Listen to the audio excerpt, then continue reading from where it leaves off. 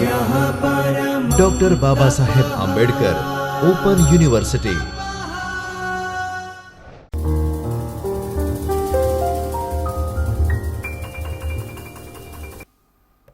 Welcome students. Doctor Baba Saheb Ambedkar open યુનિવર્સિટીના second યરના અભ્યાસક્રમમાં તમારું સ્વાગત છે. તમારો જૂનો અભ્યાસક્રમ જે અર્થશાસ્ત્રના મૂળભૂત ખ્યાલો એનો ભાગ બીજો તમે જે અભ્યાસ કરી રહ્યા છો, પણ જે રીતે હું હંમેશા કહું છું એ રીતે આજે પણ કહું કે તમે પેપરના નામ ઉપર વધારે પડતું ધ્યાન એટલા માટે ના આપજો, કારણ કે જો તમે ડૉક્ટર બાબા સાહેબ આંબેડકર ઓપન યુનિવર્સિટીના વિદ્યાર્થી હો કે અન્ય કોઈ પણ યુનિવર્સિટીમાંથી અભ્યાસ કરતા હો કે સ્પર્ધાત્મક પરીક્ષાઓ આપતા હો, તો તમારા માટે કેટલાક કોન્સેપ્ટ જે ઇકોનોમિક્સના છે, કેટલાક શાસ્ત્રો છે, કેટલીક ઘટનાઓ છે, તમને હંમેશા લાગુ પડવાની જ છે. ડૉક્ટર બાબા સાહેબ આંબેડકર ઓપન યુનિવર્સિટીના અભ્યાસક્રમમાં પણ જો આ મુદ્દો છે એ શક્ય છે કે ક્યારેક પેપરનું નામ બદલાઈ શકે છે અને આંતરરાષ્ટ્રીય અર્થશાસ્ત્રમાં એનો અભ્યાસ કરવાનો તમને આવી શકે છે.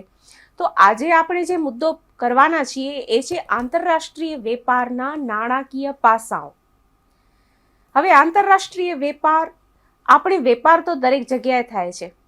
દાખલા તરીકે આપણે બજારમાં કોઈ વસ્તુની ખરીદી કરવા જઈએ છીએ અને વેપારી આપણને તે વસ્તુ વેચે છે, અથવા તો આપણે સેવા ખરીદીએ છીએ અને વેચીએ છીએ. તેવી જ રીતે કોઈ એક રાજ્યના વેપારીના બીજા રાજ્ય સાથેના સંબંધો હોય. ઉદાહરણ આપણે આપી શકીએ કે ગુજરાતમાંથી મગફળીનું વેચાણ થાય અથવા તો મગફળીના તેલની નિકાસ બીજા કોઈ રાજ્યમાં થાય, અથવા તો આસામના વેપારી ગુજરાતને ચાનું વેચાણ કરે, તો આ બધા આંતરિક વેપાર છે, કારણ કે એક જ દેશમાં વેપાર થાય છે. એની ચૂકવણી થશે એ રૂપિયામાં થશે. એની કોઈ પણ ગણતરી આખા દેશમાં વેપારના નિયમો એટલા માટે તો કહેવાય છે કે જે વેપારના નિયમો હોય છે એ જુદા જુદા રાજ્યો વચ્ચે અલગ ન હોવા જોઈએ. કરવેરાના દર છે, ખરીદ વેચાણ અને એમાં આવકમાંથી થતા નફા ઉપરનો કર છે, અને આ બધી વસ્તુઓ યુનિફોર્મ રહેવી જોઈએ દરેક રાજ્યો વચ્ચે. પણ જ્યારે એક દેશ અને બીજા દેશ વચ્ચે વેપાર થાય છે ત્યારે આપણે કોઈ એક દેશ ઉપર બીજા દેશ એવી કોઈ ફરજ પાડી શકે નહીં કે તમારા અને અમારા વેપારના નિયમો એક સરખા હોવા જોઈએ. કારણ તો બહુ મુખ્ય કારણો તો એ ગણવામાં આવે છે કે રાજનીતિ અલગ હોય છે, બે દેશની અર્થતંત્રની નીતિઓ અલગ હોય છે, નિયમો અલગ હોય છે, આર્થિક વિકાસનો તબક્કો અલગ હોય છે. પણ હકીકતમાં આ બધું એટલા માટે અલગ હોય છે કે દરેક દેશની પ્રજાની રહેણી કરણી, એની સંસ્કૃતિ, એની વપરાશની વસ્તુઓ એ અલગ હોય છે. દાખલા તરીકે આપણા દેશમાં એક એક્ઝામ્પલ આપું કે રંગોળીના રંગોનું વેચાણ અને થાય છે અને ખરીદી પણ થાય છે. હવે અન્ય કોઈ દેશમાં પણ રંગોળી આ જ રીતે કરાતી હશે અને રંગોનું વેચાણ અને ખરીદી એટલી ડિમાન્ડ રહેતી હશે. તેવી જ રીતે ભારતીય પોશાક કહી શકીએ, ભારતના ખાનપાનની આદતો કહી શકીએ, મસાલા વગેરે. ઉદાહરણ તરીકે સાડીનો વપરાશ. હવે એક સમય એવો હતો કે મોટા ભાગે ભારતમાં દરેક સ્ત્રી મોટા ભાગે અમુક વય પછી સાડી પહેરતી. તો આ વસ્તુની વિશેષ ઉપયોગિતા ભારત માટે થઈ. પણ આધુનિક સમયમાં જોઈએ તો મોટા ભાગના દેશોમાં ધીમે ધીમે પોશાકનું ટ્રેન્ડ એકસરખો થતો જાય છે. મોટા ભાગના દેશોમાં ખાનપાનની આદતો લગભગ સરખી થતી જાય છે. આપણે બહુ સરખી તો ન કહી શકીએ, પણ ઘણી બધી વસ્તુ એવી હોય છે કે એનો ઉપયોગ આપણે પણ કરીએ છીએ. સંસ્કૃતિ એક સમાન બનતી જાય છે. હવે તમને એવું લાગતું હશે ને કે જે રીતે ડોલર છે એ સ્ટ્રોંગ કરન્સી છે, ઇન્ટરનેશનલ કરન્સી છે, તો ભારતનો રૂપિયો પણ આંતરરાષ્ટ્રીય સ્તરે સ્ટ્રોંગ અને બહુ જ ડિમાન્ડવાળી કરન્સી બની જાય તો આપણને ગમે. પણ કેવી રીતે કોઈ એક દેશનું ચલણ એટલું સ્ટ્રોંગ બને? આપણે જ્યારે ભારતના આંતરરાષ્ટ્રીય વેપાર વિશે વાતો કરતા હોઈએ છીએ ત્યારે તમને ખ્યાલ હશે કે ભારતની 2020-21માં આટલી નિકાસો થઈ. ભારતની આટલી આયાતો થઈ તો કેટલી આયાતો થઈ, કેટલી નિકાસો થઈ, એ બધા ફિગર્સ જે છે આપણને મોટાભાગે ડોલરના સ્વરૂપમાં બતાવે છે કે આટલા મિલિયન ડોલરની આયાત થઈ કે નિકાસ થઈ.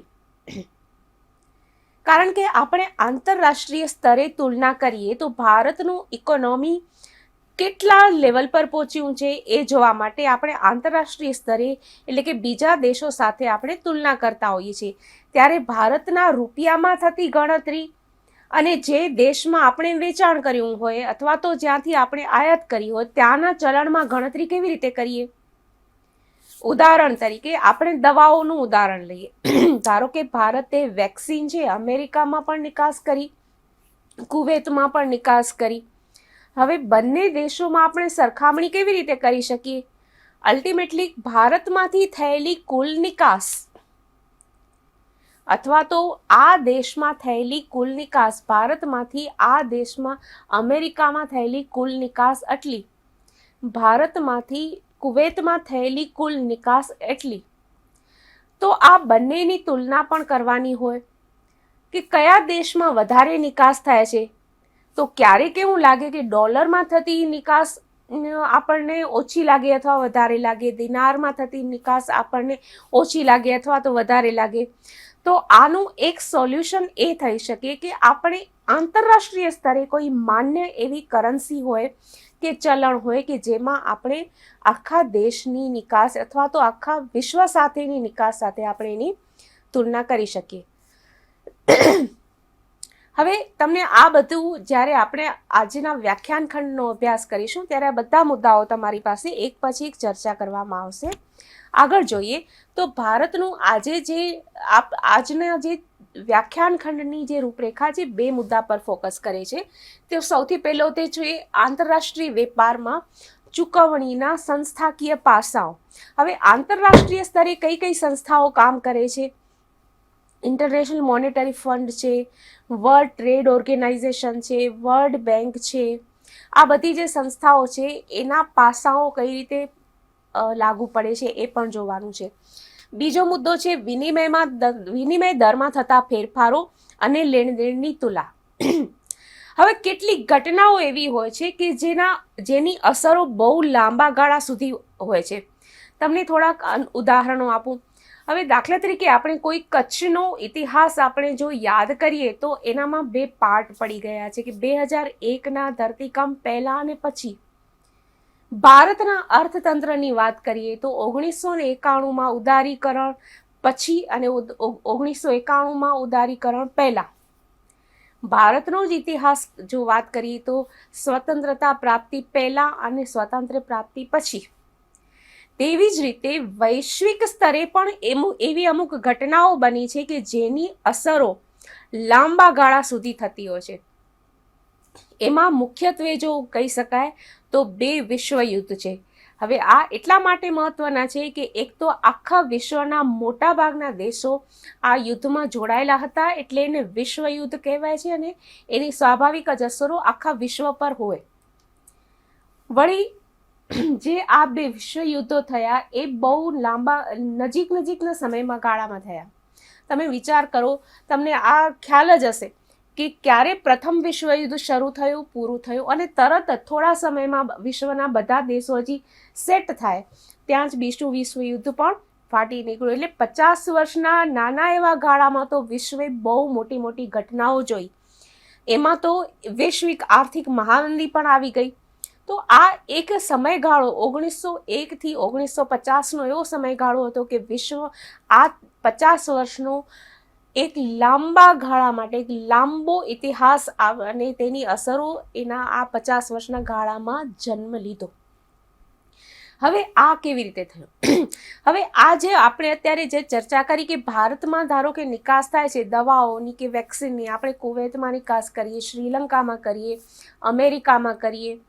તો આ બધાની આપણે કેવી રીતે ગણતરી કરીએ? ભારતમાંથી થતી નિકાસોની રૂપિયામાં ગણતરી કરવી, શ્રીલંકાની કરન્સીમાં કરવી, અમેરિકાની કરન્સીમાં કરવી, કુવૈતની કરન્સીમાં કરવી. હવે ભારત ધારો કે આ 3 દેશો પાસેથી આયાત પણ કરે છે. હવે ભારત ધારો કે આ 3 દેશોમાંથી આયાત પણ કરે છે તો ભારતમાંથી શ્રીલંકામાંથી કેટલી આયાત થઈ, અમેરિકામાંથી કેટલી આયાત થઈ અને કુવૈતમાંથી કેટલી આયાત થઈ, આ બાબતો વિચારીએ આપણે.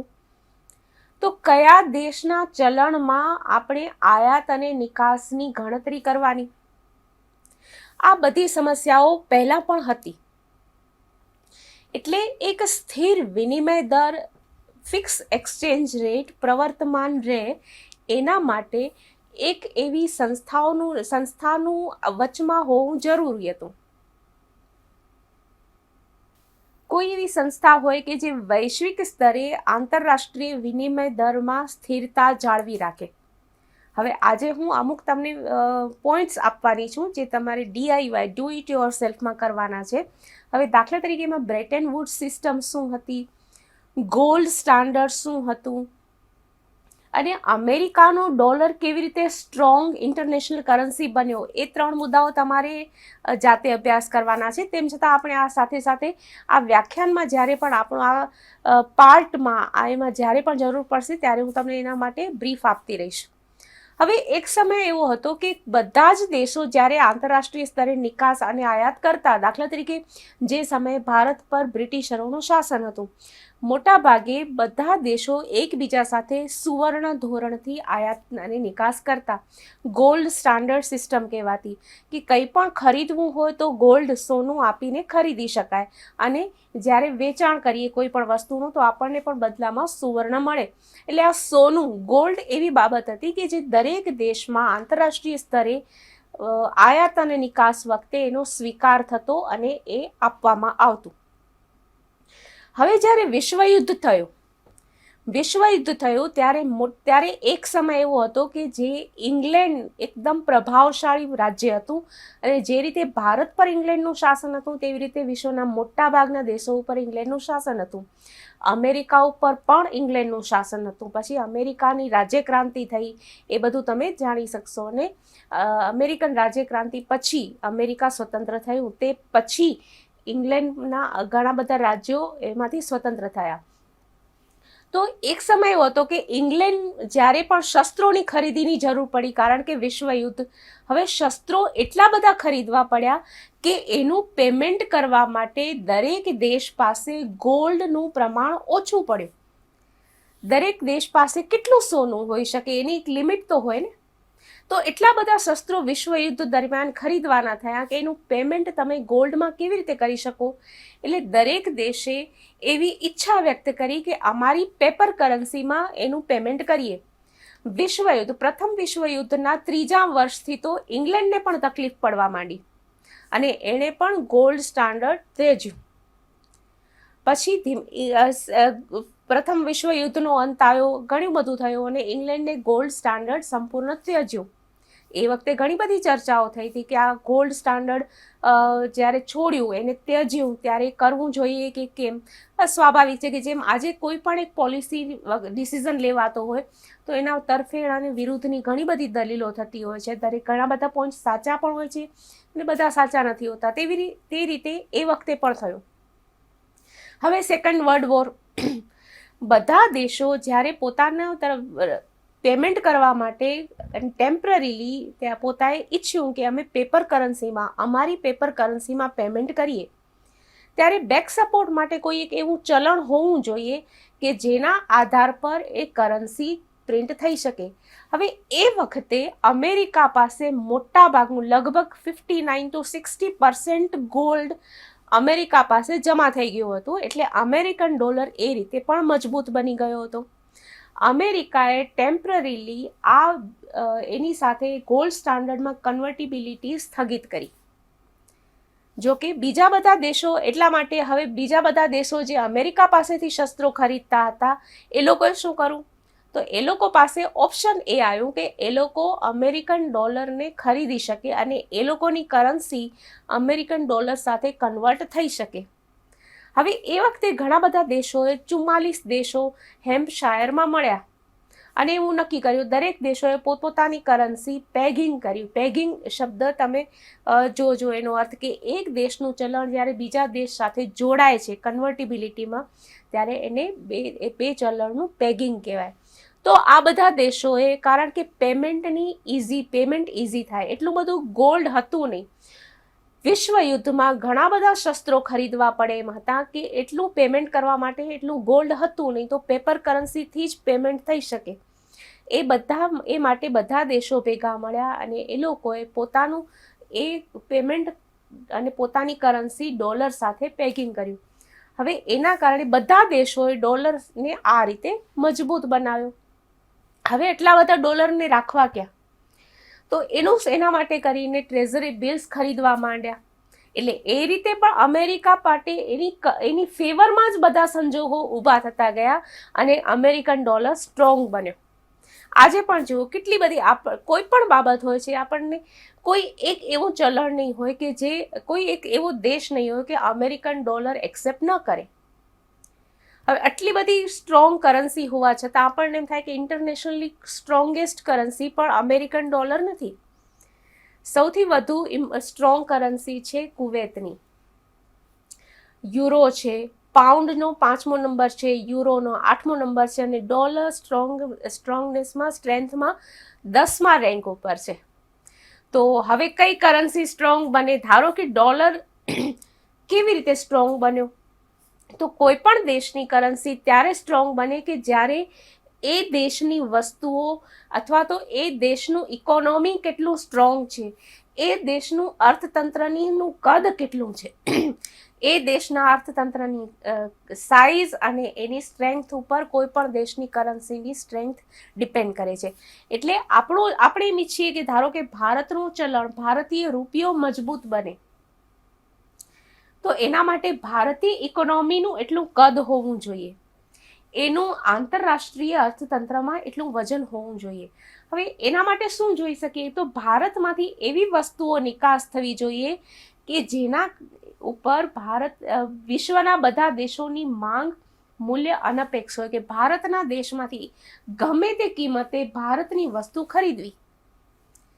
બીજી બાજુ હોઈ શકે કે ભારતમાં એવા ઉદ્યોગો ડેવલપ થાય કે ધારો કે ભારતની નિકાસ એટલી મજબૂત બને અથવા તો ન પણ બને, પણ ભારતની અમુક આયાતો એવી સ્ટ્રોંગ હોય કે જ્યારે બીજા દેશે ભારતને જ વસ્તુ વેચવી પડે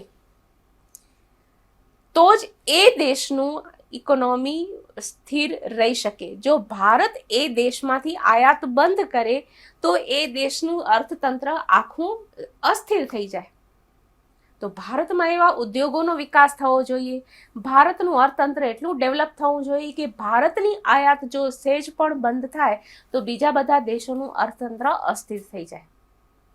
એટલે ભારતની નિકાસ પણ એટલી સ્ટ્રોંગ બનાવવી જોઈએ કે ભારતની નિકાસ વગર બીજા દેશોને ચાલે નહીં, અને ભારતની આયાતો પણ એટલી સ્ટ્રોંગ બનાવવી જોઈએ કે બીજા દેશોએ ભારત કહે તે કિંમતે ભારતને વેચવાનું હોય, ભારતની વસ્તુઓ વેચવાની હોય, ભારતમાં આયાત થાય. તો આ બધી રીતે જો એટલું બધું થાય તો ચલણ સ્ટ્રોંગ બને. હવે આ બધું તમને મેં બ્રીફ આપતી ગઈ હું, અને તમને ડુ ઇટ યોર સેલ્ફમાં પણ આ મુદ્દા હું આપવાની છું. આપણે આગળ જોઈએ. હવે આજના એકમના જે ઉદ્દેશો છે, આજના વ્યાખ્યાન ખંડના જે ઉદ્દેશો છે, એમાં સૌથી પહેલો તો આંતરરાષ્ટ્રીય વેપાર શા માટે આંતરિક વેપારથી અલગ પડે છે. હવે તમે જોઈ શકશો આના મુદ્દાની પણ આપણે એક અલગ જ સ્લાઇડમાં ચર્ચા કરી છે. બીજો મુદ્દો આપેલો છે કે આંતરરાષ્ટ્રીય વેપારમાં સંસ્થાકીય નિર્ણયોની અસર કઈ થાય છે એ તમે ઓળખી શકશો. હવે સંસ્થાકીય અસરો એટલે કઈ? તો બ્રેટન વુડ્સ સિસ્ટમ આખી હોય, એ આખી સંસ્થા વ્યવસ્થા તંત્ર હતું. ઇન્ટરનેશનલ મોનેટરી ફંડ, જ્યારે હેમ્પશાયરમાં 44 દેશની સરકારો મળી, તો એક દેશની સરકાર પણ એક સંસ્થા હોય છે, તો આખા વિશ્વના કેટલા બધા દેશોની સરકાર. અમેરિકન રિચાર્ડ નિક્સને જે ડિસિઝન લીધો એની ડોલર ઉપર શું અસર થઈ, એની આંતરરાષ્ટ્રીય અર્થતંત્ર ઉપર શું અસર થઈ.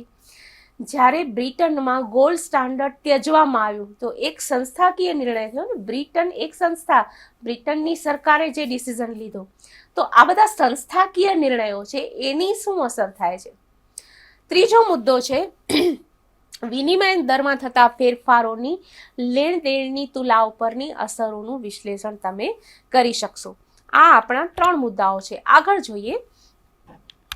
તો સૌથી પહેલાં તો આ એકમ ખુલ્લા અર્થતંત્રની સ્થિતિ વિશે ચર્ચા કરે છે. એ મુદ્દો તમે ખાસ ધ્યાનમાં રાખજો. ખુલ્લું અર્થતંત્ર એટલે કે જેમાં કોઈ સરકારનો આયાત નિકાસમાં સીધો હસ્તક્ષેપ છે નહીં એવું તો ન કહી શકાય, પણ બધા જ અર્થતંત્ર એકબીજા સાથે વેપારથી જોડાયેલા છે. કોઈ એવું અર્થતંત્ર નથી કે જે અન્ય દેશો સાથે વેપાર ન કરતું હોય. જો એવું કોઈ અર્થતંત્ર હોય, એવો કોઈ દેશ હોય, તો એ સ્વાભાવિક જ રીતે આ પ્રકારની ચર્ચામાંથી બહાર રહે છે. બીજો મુદ્દો, ચલણો અપરિવર્તનીય અને બિનપરિવર્તનીય હોય છે. પરિવર્તનીય અને પરિવર્તનક્ષમ પણ હોય અને ન પણ હોય. કઈ કઈ રીતે એ તમને આગળ જણાવીશ. એનું પરિવર્તન થતું પણ હોય અને અપરિવર્તનીય પણ હોય છે. હવે મોટાભાગના વિકસિત દેશના ચલણો બિનપરિવર્તનીય છે. જો વિકસિત દેશના ચલણો એટલે કે એ અન્ય કોઈ પણ કરન્સી કે ગોલ્ડમાં પરિવર્તન થતા નથી. હવે પરિવર્તનીય કયા છે? અમેરિકન ડોલર, ફ્રેન્ચ ફ્રાંક, જર્મનનું Deutschmark, British pound, Japanese yen, આ 5 ચલણો પરિવર્તનીય છે. મને લાગે છે કે આ અહીંયા મોટા ભાગના વિકાસશીલ દેશના ચલણ બિનપરિવર્તનીય છે કહી શકાય. કારણ કે જો અમેરિકન ડોલર, ફ્રેન્ચનું ફ્રાંક, આ બધા જે 5 પાઉન્ડ, યેન, એ 5 ચલણો પરિવર્તનીય છે. તો એ તો વિકસિત દેશો છે. અહીંયા ટાઈપિંગની મિસ્ટેક છે, એ તમે ખાસ ધ્યાનમાં રાખજો. વિકસિત નહીં પણ વિકાસશીલ અથવા તો અલ્પ વિકસિત દેશોના ચલણ બિનપરિવર્તનીય છે. કારણ કે ડોલરમાં આપણે પરિવર્તન કરી શકીએ છીએ. પરિવર્તન એટલે આપણું ચલણ. કોઈ પણ વિકાસશીલ દેશ અથવા તો બીજો કોઈ પણ દેશ, આપણે ડોલરમાં આપણું ચલણ પરિવર્તન કરી શકીએ છીએ. જાપાનીઝ યેનમાં, યુરોમાં, પાઉન્ડમાં, એ બધામાં આપણે પરિવર્તન કરી શકીએ છીએ. એટલે વિકસિત દેશો છે એના ચલણો પરિવર્તનીય છે. પણ બિનપરિવર્તનીય ચલણ હોય તો એ વિકાસશીલ અથવા તો અલ્પ વિકસિત હોઈ શકે. અહીંયા સુધારો તમારે ધ્યાનમાં લેવાનો છે. તો આ રીતે કયા દેશના ચલણો પરિવર્તનીય છે? તો આ 5 જે મેજર છે એ. હવે યુરો છે એ શા માટે હજી સુધી એટલું સ્ટ્રોંગ નથી બની શક્યું? આમ તો એ યુરોપિયન કન્ટ્રીઝનું યુરો બધા દેશો સાથે સંમતિથી બનેલું એક ચલણ છે, પણ એની કોઈ એક સંસ્થા અંતર્ગત એનું કોઈ ઓફિશિયલ સ્થાન નથી કહી શકાતું. એ બધાની સહિયારી છે. એટલે અહીંયા જવાબદારી કોની, એ થોડી પ્રશ્ન ઊભો થાય છે. આગળ જોઈએ તો આંતરરાષ્ટ્રીય વેપાર આંતરિક વેપારથી શા માટે અલગ પડે છે, જે આપણે મૂળ ચર્ચા કરતા હતા. તો સૌથી પહેલા તો ચલણ અલગ છે. હવે ચલણ અલગ છે એ તો કેમ અલગ છે? તો મોટા ભાગે દરેક દેશને પોતાની સંસ્કૃતિ હોય છે. એની પાસે જે પણ ધાતુ વધારે હોય એ બાબત એમાંથી ચલણ બનતું. ભારતમાં સોનાના સિક્કાઓ પણ બન્યા છે, ચાંદીના સિક્કા પણ બન્યા છે, રૂપાના, જેને રૌપ્ય ઉપરથી આપણો રૂપિયો કહેવાય છે, પછી તાંબુ છે, અને પછી ધીમે ધીમે દરેક પેપર કરન્સી ઉપર મોટા ભાગે બધા આપણે આવી ગયા છીએ. અને આધુનિક જો ઇતિહાસ જોઈએ તો આપણે પ્લાસ્ટિક કરન્સી છે, ઇલેક્ટ્રોનિક કરન્સી, આ બધાનું આખું અર્થતંત્ર ઉપર એક અલગ જ અભ્યાસ થઈ શકે અને અસરો પણ અલગ હોય. તો બધાના ચલણ અલગ અલગ છે. હિસાબી ચલણ અલગ કહી શકીએ. ભલે આપણે ઇલેક્ટ્રોનિક પેમેન્ટ કરતા હોઈએ તો એ પણ રૂપિયામાં ગણતરી થાય છે, અમેરિકામાં અમેરિકન ડોલરમાં ગણતરી થતી હોય. આર્થિક નીતિઓ પણ અલગ છે. કોઈએ મિશ્ર અર્થતંત્ર અપનાવેલું હોય, કોઈએ પૂર્ણ હરીફાઈનું અપનાવેલું હોય, મુક્ત અર્થતંત્ર. તો આ બધું અલગ અલગ હોવાને કારણે આપણે દરેક દેશમાં ચલણો અથવા તો હિસાબી ચલણ એક જ ન હોય એવું બને. આર્થિક વિકાસનો તબક્કો પણ અલગ હોય છે. હવે આપણે જ્યારે બધા દેશોમાં એક જ સરખું ચલણ હોય એવું માનીએ તો જાપાનનું જે આર્થિક વિકાસનું સ્તર છે, શ્રીલંકાનું જે આર્થિક વિકાસનું સ્તર છે, ભારતનું આર્થિક વિકાસનું સ્તર છે, આ આપણે એક્ઝામ્પલ અમુક લીધા. એ દરેકના આર્થિક વિકાસના લેવલ અથવા તો તબક્કા અલગ અલગ હોય છે. તો એના કારણે અર્થતંત્રમાંનું જે કદ કહીએ આપણે, ઇકોનોમી, સાઇઝ ઓફ ઇકોનોમી કહીએ, એ પણ અલગ અલગ હોય. લોકોની માંગમાં પણ ભિન્નતા હોય, ડિમાન્ડ પણ અલગ હોય. જો આ પછી તરત જ મુદ્દો આવે છે કે વસ્તુઓની માંગમાં પણ ભિન્નતા છે. તો એનો ભિન્નતાનો અર્થ શું? હવે દાખલા તરીકે વિકાસનો તબક્કાના આધારે જોઈએ તો ભારત અથવા તો કોઈ પણ દેશ જ્યારે વિકાસના નીચા તબક્કે હોય ત્યારે હજી એની બેઝિક નીડ્સ પણ પૂરી ન થઈ હોય. દાખલા તરીકે પીવાનું શુદ્ધ પાણી, પૂરતો ખોરાક, રહેવા માટે ઘર, મકાન, રસ્તાઓ, આ બધી ઇન્ફ્રાસ્ટ્રક્ચર લેવલની જરૂરિયાતો પણ પૂરી થઈ ન હોય. જ્યારે વિકસિત અર્થતંત્રો છે, વિકસિત અર્થતંત્રોમાં ઘણી બધી જરૂરિયાતો પૂરી થઈ ચૂકી હોય છે. એ લોકોનું વિકાસની માંગ અલગ હોય છે, વિકાસનો તબક્કો અલગ હોય તેમ માંગ પણ અલગ હોય છે. એમાં ઇન્ફ્રાસ્ટ્રક્ચરની જરૂરિયાતો, બેઝિક નીડ્સ પૂરી થઈ ગઈ હોય છે, એ લોકોમાં એડવાન્સ નીડ્સ હોય છે, બરાબર. તો માંગનું સ્તર કેમ જાળવવું એ પણ માંગ હોય છે. અને માંગ અને પુરવઠાની સાપેક્ષતા પણ ભિન્ન હોય છે. હવે દાખલા તરીકે ભારતીય પ્રજા છે તેના ખોરાકમાં મસાલાઓનો ઉપયોગ કરે છે, જ્યારે ઘણા બધા દેશોમાં એ મસાલાની જરૂર હોતી નથી. એક એક્ઝામ્પલ છે. હા, એ વાત ખરી છે કે દાખલા તરીકે ભારતનો જે જળમાર્ગ નવો શોધવામાં આવ્યો એ ભારતના મસાલાઓની માંગને કારણે જ હતો, પણ આ એક એક્ઝામ્પલ છે. દાખલા તરીકે જેમ ભારતમાં અમુક વસ્તુઓની માંગ મૂલ્ય અનપેક્ષ હોય કે ના આ વસ્તુ તો જોઈએ જ, તેમ બીજા ઘણા બધા દેશોમાં એ વસ્તુની જરૂરિયાતો અલગ અલગ ન પણ હોય, એ વસ્તુની માંગ અલગ હોય, એ વસ્તુની જરૂરિયાત ન પણ હોય, એવું પણ બની શકે. હવે આપણે એક્ઝામ્પલ લઈએ. 1 લીટર દૂધની કિંમત અમેરિકામાં $1 છે અને ભારતમાં 50 રૂપિયા 1 લીટર દૂધના છે. તો અહીંયા શું થશે કે 1 લીટર, એક વિનિમય દર શું થયો હતો કે $1 બરાબર 50 રૂપિયા, કારણ કે બંનેમાં 1 લીટરની કિંમત દૂધની $1 બરાબર 50 રૂપિયા. તો ભારત અને ભારતના રૂપિયા અને ડોલર વચ્ચેનો વિનિમય દર થયો કે આપણે ધારો કે કોઈને 50 રૂપિયા આપીએ તો અમેરિકન વ્યક્તિ છે આપણને $1 આપશે. હવે આગળ ધારો કે ભારતમાં 20 રૂપિયે લીટર દૂધ મળે છે, કારણ કે ભારત વિશ્વમાં દૂધનું સૌથી વધુ ઉત્પાદન કરતો દેશ છે, એટલે ભારતમાં દૂધ સસ્તું થઈ ગયું. ફોર એક્ઝામ્પલ આગળ જોઈએ તો અમેરિકામાં $3 પર 1 લીટર દૂધ મળે છે, એક્ઝામ્પલ છે. તો શું ભારત $3 બરાબર 20 રૂપિયા અહીંયા આપણે કરીએ, થઈ શકે એવી રીતે? $1 બરાબર 20/3 એટલે કે 6.66 રૂપિયા થઈ શકે. આ બધું ઘણી બધી વાત, એટલે એનો મતલબ એ કે ભારતની આંતરિક કિંમત એક છે અને અમેરિકામાં તે જ વસ્તુની આંતરિક કિંમત બીજી છે. ભારત જ્યારે દૂધની નિકાસ કરે છે, ભારતમાં આંતરિક રીતે તો ભારતમાં 20 રૂપિયે, ભારતના બજારમાં આપણે ભારતમાંથી દૂધ લઈએ તો 20 રૂપિયે લીટર દૂધ મળે છે. તો શું ભારત 20 રૂપિયે લીટર જ દૂધ નિકાસ કરશે? અમેરિકાના લોકોને કે શ્રીલંકાના લોકોને ભારતમાંથી દૂધની જરૂર છે, તો ભારત એ લોકોને પણ 20 રૂપિયાનું જ લીટર વેચશે દૂધ. કુવૈતને કેટલા રૂપિયે લીટર દૂધ આપણે આપીશું? અમેરિકાને કેટલા રૂપિયે દૂધ લીટર આપીશું? આપણે ઓઇલ ખરીદીએ છીએ, જ્યાંથી ખનિજ તેલ ખરીદીએ છીએ, એ દેશમાં આપણે કેટલા રૂપિયે દૂધ આપીએ? કારણ કે આપણા માટે ખનિજ તેલ તો બહુ જરૂરી છે. તો એ દેશ માટે એટલું જ દૂધ જરૂરી છે? આ પ્રશ્ન છે. હવે જ્યારે ચલણ અલગ હોય છે ત્યારે આ મુદ્દા ઉપર તમે વિચાર કરજો કે દેશની નિકાસો અને આયાતો જ્યારે દેશના જ ચલણમાં રજૂ થાય અથવા તો વિદેશી ચલણમાં રજૂ થાય ત્યારે શું થાય? આંતરરાષ્ટ્રીય વિનિમય ધારો કે $1 બરાબર, અત્યારે આ છે, આ મેં વિનિમય દર છે, એ રોજ આપણે ફેરફાર થતો હોય આંતરરાષ્ટ્રીય સ્તરે ચલણની માંગ અને પુરવઠાના આધારે. $1 બરાબર 73.77 રૂપિયા અથવા તો 73.92 રૂપિયા મેં જાન્યુઆરી મહિનામાં જોયેલો આ વિનિમય દર છે. એટલે $1 બરાબર $0.014 થાય. આ એનો $1 કે $1 વિનિમય દર થાય. અહીંયા જે ટેબલ આપેલું છે એ તમે ધ્યાનથી જુઓ, સ્લાઇડ આખી બતાવજો એમાં.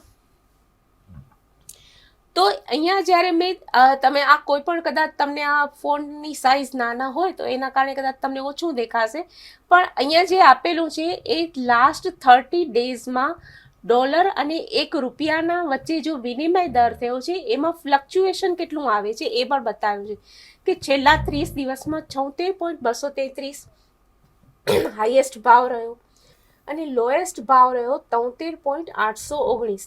છેલ્લા 90 દિવસના પણમાં તો કેટલું ફ્લક્ચ્યુએશન છે એ પણ બતાવેલું છે. દાખલા તરીકે 76.233 એમાં હાઈ ભાવ રેટ રહ્યો અને 73.819 એ લોએસ્ટ ભાવ રહ્યો. તો એવરેજ કેટલો રહ્યો 90 દિવસનો, 30 દિવસનો, અને વોલેટિલિટી કેટલી રહી તો 20% અને 21%. આ યુએસ ડોલર અને ભારતના રૂપિયા વચ્ચેનો જે માંગ અને પુરવઠાના આધારે થતું જે કિંમત દર નક્કી થાય છે એ બતાવેલી છે, જે બજારનો ભાવ કહી શકાય, જેમાં માંગ પ્રમાણે એ ફેરફાર થઈ શકે. હવે આ તમે ગમે ત્યારે જોઈ શકશો. તમે જ્યારે અભ્યાસ કરવા બેસો ત્યારે આ રીતે તમે જોજો તો કરન્સી કન્વર્ટરમાંથી પણ બતાવેલું હશે કે ભારતમાં કઈ રીતે તમે ભારતનો રૂપિયો અને $1 વચ્ચે કેવી રીતે બંનેના સંબંધ અથવા તો બંનેનો દર કેવી રીતે રોજ થોડો ઘણો ચડાવ ઉતર થતો હોય છે. પણ જ્યારે ભારત અને રૂપિયાની ઓફિશિયલ વિનિમય દર નક્કી થયેલો હોય એ રોજ ફેરફાર નથી થતો હોતો, એ લાંબા ગાળા સુધી એક જ હોય છે અને એટલા માટેની સ્થિરતા જળવાઈ રહે એ જરૂરી હોય છે. આયાત એક જ ચલણ, આયાત અલગ ચલણ, નિકાસ એક જ ચલણ અને નિકાસ અલગ ચલણ, આ બધેના અલગ અલગ પ્રતિઘાત હોય છે અથવા તો અસરો હોય છે. હવે કોઈ પણ દેશમાં માંગની મૂલ્ય સાપેક્ષતા, કોઈ પણ દેશમાં અને વિદેશમાં આપણે જે દૂધની નિકાસ કરીએ છીએ, ભારતમાંથી જે રેડીમેડ ગાર્મેન્ટ્સની નિકાસ થાય છે અથવા તો ભારતમાંથી મેડિસિન્સની નિકાસ થાય છે, જેમ એન્ડ જ્વેલરીની નિકાસ થાય છે, લેધર ગુડ્સની નિકાસ થાય છે, આ બધી બાબતોની માંગ કેટલી મૂલ્ય સાપેક્ષ અથવા તો મૂલ્ય અનપેક્ષ છે બીજા દેશમાં, એના ઉપર તે દેશની કરન્સી અને ભારતીય રૂપિયા વચ્ચેના ચલણનો વિનિમય દર આધાર રાખે છે. હવે પુરવઠાની મૂલ્ય સાપેક્ષતા, હવે દાખલા તરીકે ધારો કે ભારતનું જે દૂધની નિકાસ થાય છે અથવા તો રેડીમેડ ગાર્મેન્ટ્સની નિકાસ થાય છે, દવાઓની નિકાસ થાય છે, એની માંગ બહુ છે, પણ ભારત શું એટલો પુરવઠો જાળવી શકશે કે જેટલી ડિમાન્ડ છે એટલું પ્રોડક્શન કરી શકશે ભારત? જો ભારત એટલું પ્રોડક્શન ન કરી શકે તો બીજો કોઈ પણ દેશ મેડિસિન બનાવીને વેપાર શરૂ કરી શકે છે. એટલે આંતરરાષ્ટ્રીય બજારમાં જે રીતે કોઈ પણ દેશનું ચલણ મજબૂત થાય એના માટે નિકાસ કરતા દેશની પુરવઠાની ક્ષમતા પણ વધારે મહત્વની છે. હવે જ્યારે હું ઈચ્છું કે રૂપિયો ચલણ મજબૂત થાય તો અન્ય કોઈ પણ દેશ જ્યારે દવાની નિકાસ કરે એના કરતાં ભારતમાંથી દવાની નિકાસ મજબૂતીથી, સ્થિરતાથી થાય એ આપણે જોવાનું રહ્યું. બધાને ભારતમાંથી દવાઓ તો જોઈએ છે પણ ભારતમાં એટલી પ્રોડક્શન કેપેસિટી જ નથી, તો ભારતનો રૂપિયો મજબૂત બનવાનો હોય તો પણ ન બની શકે. નિકાસ અને આયાત વસ્તુઓની અવેજીની ઉપલબ્ધતા, એટલે કે ભારતમાંથી દવા નિકાસ થાય છે કે દૂધ નિકાસ થાય છે તો એની કોઈ અવેજી વસ્તુ છે બીજા દેશ માટે? બીજો કોઈ દેશ આ પ્રકારની ગુણવત્તાવાળી દવા બનાવે છે અને નિકાસ કરે છે, એટલું જ દૂધ પ્રોડક્શન કરે છે, નિકાસ કરે છે. આ બધા પાસાઓ છે કે જે આંતરરાષ્ટ્રીય સ્તરે વિનિમય દર ઉપર અસર કરે છે. ડુ ઇટ યોર સેલ્ફ, જે મેં તમને આગળ વાત કરેલી જ હતી, તો તમારે રીડ કરવાનું છે. શું રીડ કરવાનું છે? તો fall of Bretton woods system.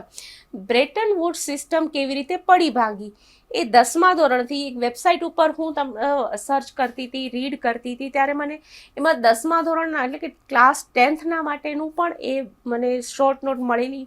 તો આ રીતે તમે સાવ બેઝિકમાંથી પણ જો અભ્યાસ કરશો તો તમને બહુ ઇઝી પડશે.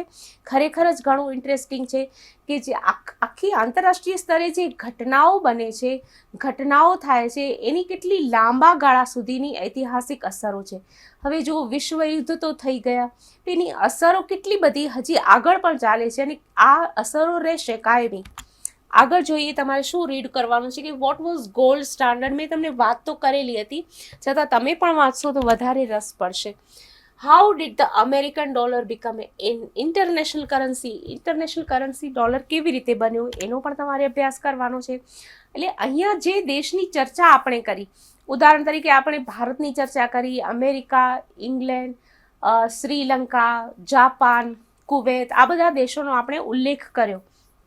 તો એ જે ઉદાહરણો આપણે લીધા, એ દેશ કયા કયા વસ્તુઓની આયાત અને નિકાસ કરે છે એ તમે થોડું જોજો અને વિચારજો.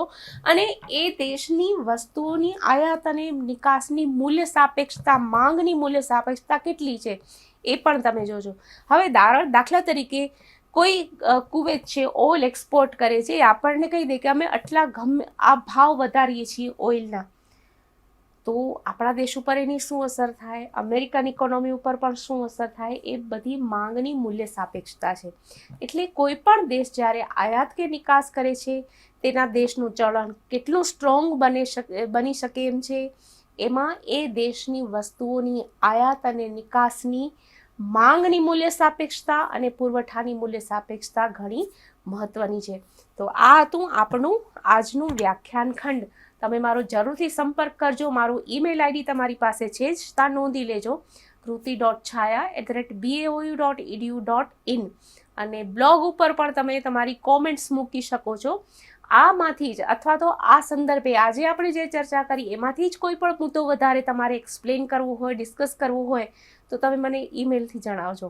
ત્યાં સુધીનો તમારો સમય ઘણો જ આનંદદાયક અને સ્વાસ્થ્યપ્રદ રહે. Thank you. स्वाध्यायः